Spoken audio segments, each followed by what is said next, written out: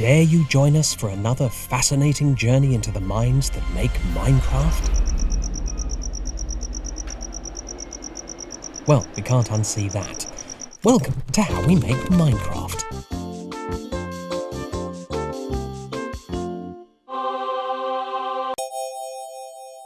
This episode is all about Minecraft's art style. Did you know some people don't even think video games are art? Well, those people are wrong, so let's move on. Video game graphics have come a long way in the last few decades, though you might not know that from playing our game.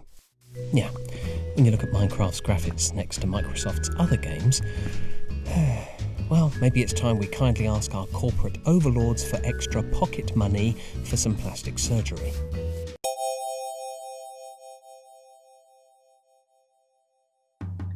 We're just joking, of course. We love Minecraft's unique sense of style. If we didn't, surely we would have got around to changing it by now, unless we were too busy making stupid videos for YouTube.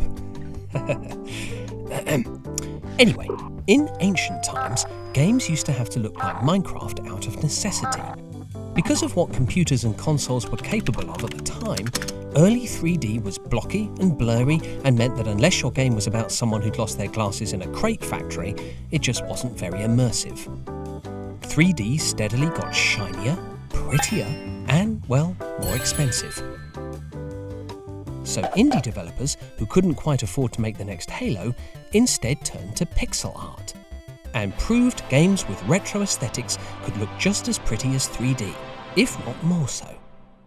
But what if something came along that married a pixel art look with a 3D open world?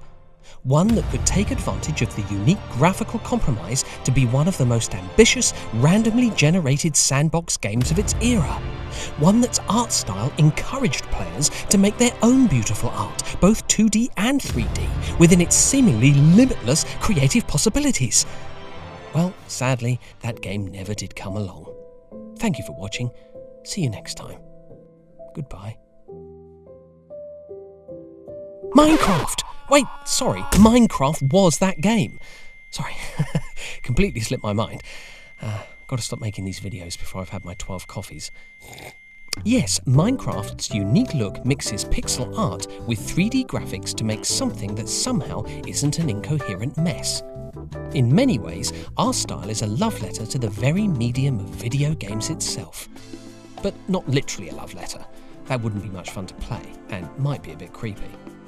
And because we haven't aimed for photorealism, but instead a style that can be scaled up and down, it means the game can run on lots of different platforms. Why, it can even run on the lead Minecraft developer's glasses. Oh dear, they really needed those. Looks like there'll be no update this year.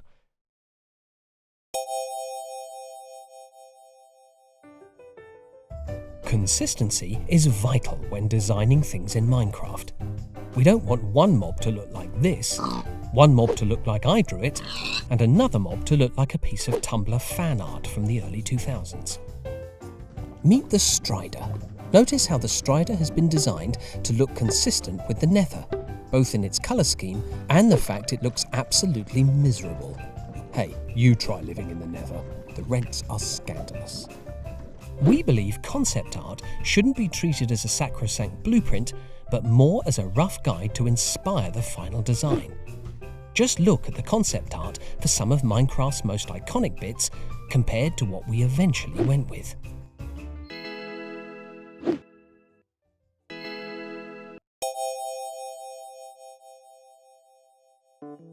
Imagine if you still wore the same clothes you did 10 years ago.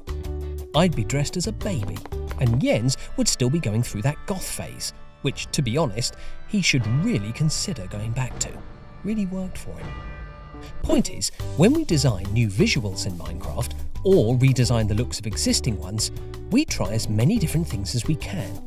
And by we, I mean Minecraft's lead artist. I'm 90% sure that's him. And when he's not eating grass or having his wool sheared, Jasper tries all sorts of different looks for Minecraft. When redesigning the cobblestone texture, for example, he created over 100 different designs. They based that screaming one on me. Charming. The humble Minecraft block is 16 by 16 pixels, meaning our artists have 256 pixels aside to play with. 256! The artistic possibilities for what we can put into the game are basically limitless. How about a block that's entirely light blue?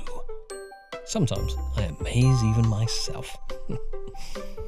Of course, more complex designs are possible, like this weird heart block I found. Wait, oh no, I know what this is. This is another one of Minecraft's pathetic love letters to the medium of video games itself. Come on, Minecraft, stop this. It's just getting sad now. When deciding how you're going to use your 256 pixels, it's best to keep things relatively simple. You have to keep in mind that players are going to see a lot of these stacked together in Minecraft. If your lone block is a bit visually busy, then a bunch of them... Let's give Minecraft some space. I actually thought my pig drawing was better. Oh, wait. And there you have it. See you next time. Am I fired? I guess we'll find out next time. I